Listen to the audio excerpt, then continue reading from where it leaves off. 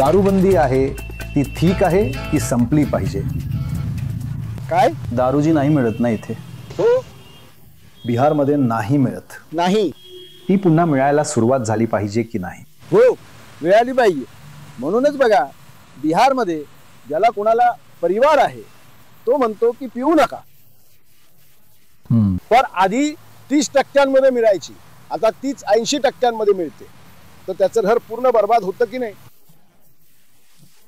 अजूनच खराब होतं. अजूनच खराब होतं. प्रत्येक ठिकाणी. तर लोकांना सोय होती की 25-50 रुपये 100 रुपये मिळायचे. तेवढे कमावून घर बर्बाद होत नव्हतं. निक्कीसनं एकदम बर्बाद करून टाकलं आहे. फक्त दिसत नाहीये, नाहीतर प्रत्येक ठिकाणी मिळते. आता बघा, जसं त्या काकांनी दारूच्या बाबतीत सांगितलं, खरंय आधी जे 100 रुपयात 150 रुपयात मिळत होतं त्यासाठी आता 400-500 रुपये द्यावे लागतात. आता तुम्हाला घरपोच आणून देतात, त्यात तर आजकाल जास्त पैसे लागतात. पण मिळत तर आहे, पण बंद कुठे आहे? पूर्णपणे तर बंद करा.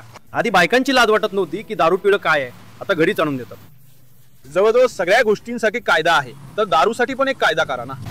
एवढ्या वर्षांवरील लोकांना मिळेल त्यापेक्षा कमी वयाच्या लोकांना मिळणार नाही. आता वाहनांच्या बाबतीत जसं आपण गाडी चालवतो तेव्हा सांगतात की 18 वर्षांवरील लोकांना लायसन्स पाहिजे, हे पाहिजे, ते पाहिजे, दिस पाहिजे, दॅट पाहिजे.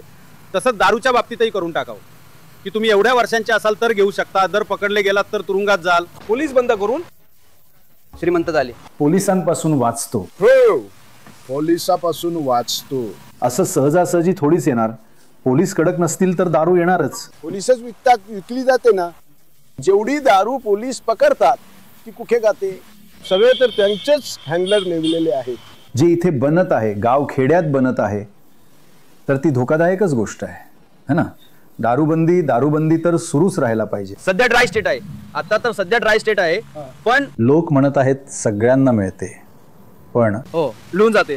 ब्लॅक मार्केटिंग खूप आहे, लून जाते. सगळ्यांना मिळते. हो, सगळ्यांना मिळते. थोडी महाग झाली आहे. हो, थोडं महाग पडतं. बिहारमध्ये दारू बंद केल्यामुळे बिहारमध्ये खूप वाईट झालं. कारण इथला तरुण वर्ग वेगळे वेगळे नशे करू लागला. जसं की कोरेक्स, सनपिक्स, चुलेशन टॅबलेट. हे लोक आता या सगळ्यावर अवलंबून झाले आहेत. दारू बंद करणं हा इथल्यासाठी एक चांगला उपाय नव्हता. आणि आमच्या ग्रोथला पण खूप थांबवलं, बिहारच्या ग्रोथला.